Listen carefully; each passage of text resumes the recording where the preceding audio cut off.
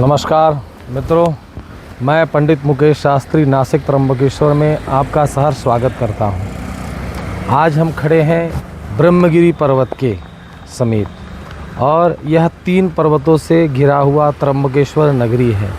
ब्रह्मगिरी पर्वत, नीलगिरी पर्वत और त्रिकुट पर्वत, ऐसे तीनों पर्वतों के बीचों बीच विराजमान भगवान त्र्यंबकेश्वर। यहाँ पे विधि के लिए लोग दूर दूर से आते हैं। आज के पूजन का या विषय हमारा है पूजन कहाँ करना चाहिए और कैसे करना चाहिए।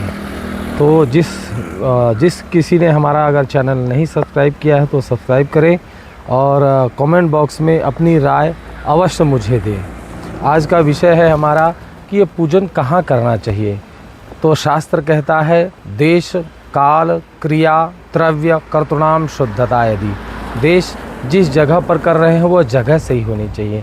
यही पूजा हम होटल या लॉज में करें या अपने घर में करें तो चलेगा नहीं, क्योंकि ये शास्त्र कहता है देश जगह सही होनी चाहिए।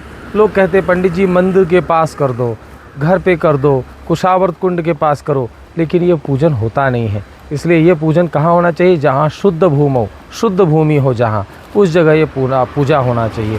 काल जिस समय में होना चाहिए वो समय सही होना चाहिए। यह पूजा अगर रात्रि के कालीन समय में किया जाए चलेगा?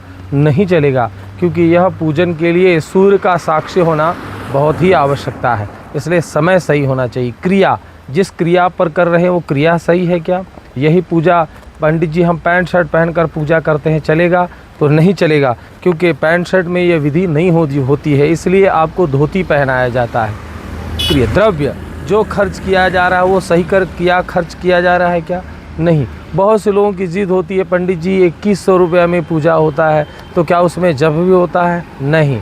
राहु केतु और नाग गायत्री इनका जप आदि करके आप अनुष्ठान करें, जिससे यह काल सर्पदोष का खंडन होता है। लेकिन उसमें जातक अगर पूछता है खर्चा कितना लगता है, तो कम से कम उसको 11,000 रुपये खर्चा आता है। परंतु यहाँ पे लोगों ने वेबसाइट में या अपने उसमें डाल के रखा है 2100 रुपया में। शांति तो हो जाती है, परंतु यह आपको करते रहना पड़ेगा। इसलिए मूलम समूलम, मूल समूल अगर नष्ट करना है तो आपको काल सर्प के लिए राहु का जप, केतु का जप और नाग गायत्री इनका जप आदि करके आप नाग प्रतिष्ठा करें, जिससे यह काल सर्पदोष खत्म होता है ना। ये तो हो गया देश काल क्रिया द्रव्य कर्तृणाम शुद्धता आदि।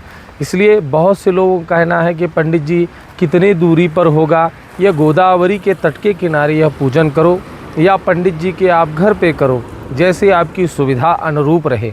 परंतु जो भी आप करते हैं श्रद्धा, भाव और विश्वास, ये तीनों चीज़ें आपके पास अटल रहनी चाहिए, जिससे यह पूजन आपको फलीभूत होगा। तो इसमें करना क्या है आपको? तो जिस जातक की पूजा रहते है उस जातक को अपने लिए वस्त्र आदि जिसमें आप पहन कर बैठेंगे वह वस्त्र पूजन के बाद त्याग देने पड़ते हैं। और अपने हाथ से जिस जातक की पूजा है उस हाथ से अक्षत आदि लेकर आएँ और अपने पूर्वजों का स्मरण करके आएँ कि हम जिस मकसद से जा रहे हो हमारा मकसद पूरा हो और हमारी कामना परिपूर्ण हो। इसी मकसद से भगवान त्र्यंबकेश्वर का दर्शन करें और इसी भावना से आप कुशावर्त कुंड में स्नान आदि करें, जिससे आपका मंगल होगा। इसमें कोई चीज़ आपको ना समझ में आए मुझसे आप पूछ सकते हैं मेरे कमेंट बॉक्स में। मैं पंडित मुकेश शास्त्री नासिक त्र्यंबकेश्वर। हर हर महादेव।